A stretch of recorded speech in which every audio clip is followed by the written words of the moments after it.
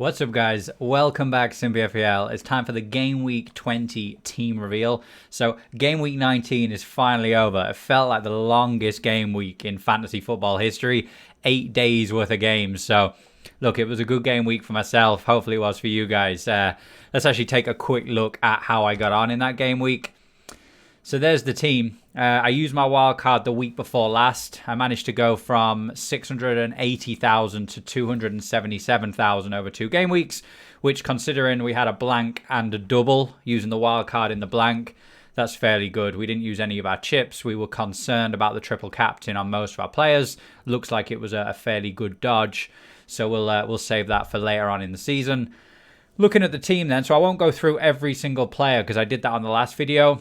But we had a fairly good outing from everyone. It was only Souček and Rashford that really let me down. Like, every other player got some sort of attacking or defensive return, which, like, you can't really ask for much more than that. 112 points. It's always good to break the 100 mark. Overall points at 1,155. And look, hopefully the next couple of game weeks we can break into the top 200k. And then, again, it's all just pushing on from here. So, yeah, let's, again, I know I'm flying through this. I want to see if I can get this video done in under 6 or 7 minutes, because most of my videos are usually 10 to 15, and I'm thinking they may be a bit long, so I want to try and do a cut down version. So, the Game Week 20 team, here it is. Well, here's the defense. So, first thing you'll probably notice is 7.3 million in the bank. So I've probably given away my transfer, which we'll talk about in a moment. Team value 97 million. Martinez in goal. Another clean sheet. Like, he just against Newcastle, it was probably the easiest game Aston Villa are going to play. Martinez probably not going to leave my team now for the rest of the season. I was considering just keeping him up until I use my next wild card. Had to use it early, and I just don't envisage me changing goalkeepers on a free transfer. So Villa have relatively good fixtures coming up. They've got 2 double game weeks at least on the way. So yeah, we're happy with him. He's hopefully going to keep us some more clean sheets. And away to Burnley, the sort of game that could be a 1-0 or a 5-0. So hopefully it's not 1-0 to them. Hopefully we can have a 4 or 5-0 job for Aston Villa. Unlikely, but sure, that's just the way Burnley are playing this season. Double City defence. Now, I really considered making a double transfer and bringing in John Stones, so I've got 3 City players. Don't think that was the prudent move in the end, so I've not done it. I might consider doing it in the future, but not for now. The 2 lads against West Brom, and at the moment I've got the captain's armband on Cancelo. So look, it's not because I think Cancelo is guaranteed a massive haul. It's more that I just think a lot of my other players have tricky fixtures. Again, we'll talk about that in a moment, but for the time being, Cancelo and Diaz, they've got the defensive returns. Hopefully Cancelo can get some sort of attacking return. Got himself an assist there last night in the FA Cup. Hopefully that's a sign of things to come. Wan-Bissaka, we brought in Wan-Bissaka a few game weeks ago just for his clean sheet potential, because United obviously have really good fixtures coming up.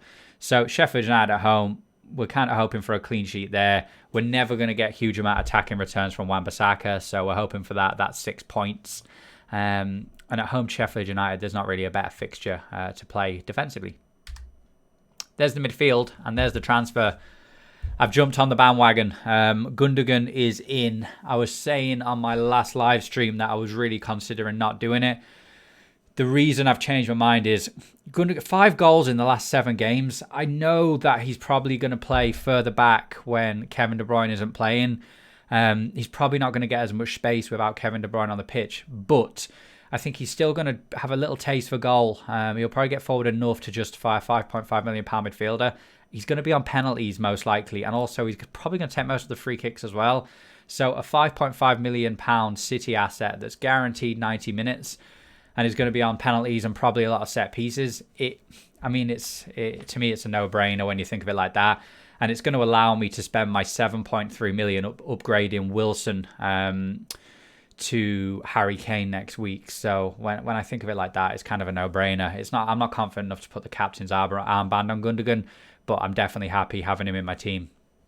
Rashford and Fernandes. So Their goal contributions have both gone down since Pogba started to play more of a key part in the United team, which is to be expected, and also it's slightly worrying. So we're going to keep an eye on Fernandes and Rashford over the next game week or two, because despite them having really good fixtures, we might opt to swap one of them out for another player. Like Rashford could easily go down to a Jack Grealish, for instance.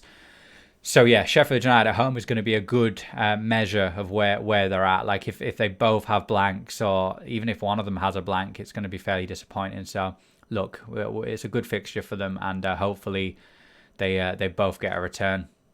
And then finally Son. So I've said it every time I talk about Son. His goal threat is based on the team he plays. So when he plays teams that have a lot of possession and will do a lot of the attacking, he generally is the one that plays up front, and Harry Kane comes back to defend for most of the time. Liverpool are going to be one of those teams. So look at Son's last few, or last for the whole season. Look at where his points have come from. They've always come in the games against the big teams. So home to Liverpool. Liverpool not playing too great, but will still have a lot of the possession. Very hopeful Son's going to again pretty much play that makeshift number 9, and hopefully get some attacking returns. I've got no problem putting him in. Like, if I was braver, I'd consider captaining him. So, yeah, that's the midfield. And finally, the strikers. So, Antonio, 2 goals, 2 games. Got a lot of minutes. Got rested in the FA Cup. It's kind of perfect, right? So, we're going into Burnley away. We know what he's like. An absolute tank. Gets the goals. And for his price, whilst he's not injured, he's going to be in my team every single week.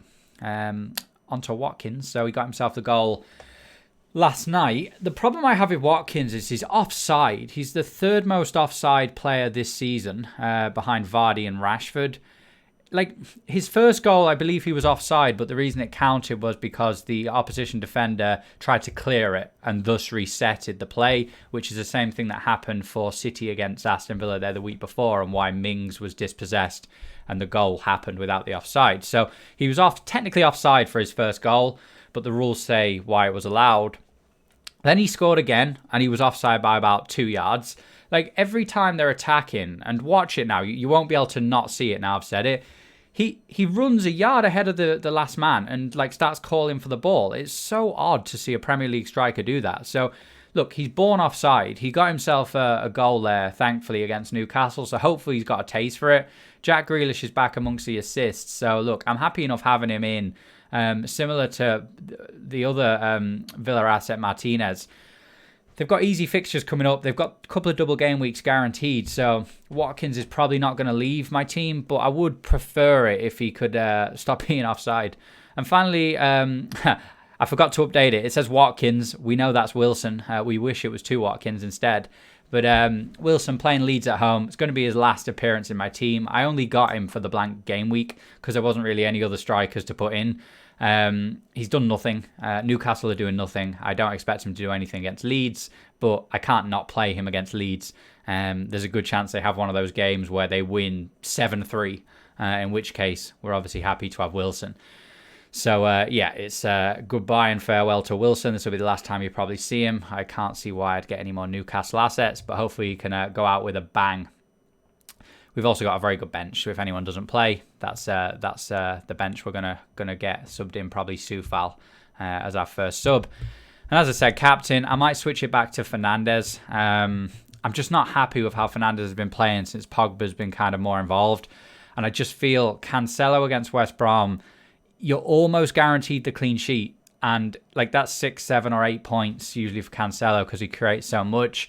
And then if he does manage to get an attacking return, which he is well overdue in the Premier League, like I'm going to look like a genius then. So look, I'm considering like doing it for the punt, for the fun of it. It's what fantasy football's about at the end of the day. So that's where my captain is at the moment, but I might change that.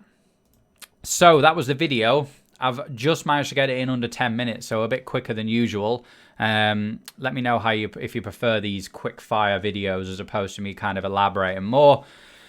And yeah, we probably won't have a live stream on Tuesday, but if we do, I'll obviously post about that. And yeah, we'll there's like four deadlines coming up in the next 12 or 13 days or something crazy. So there's going to be team reveals left, right, and center. So yeah, best of luck with game week 20, and we will see you in the next video.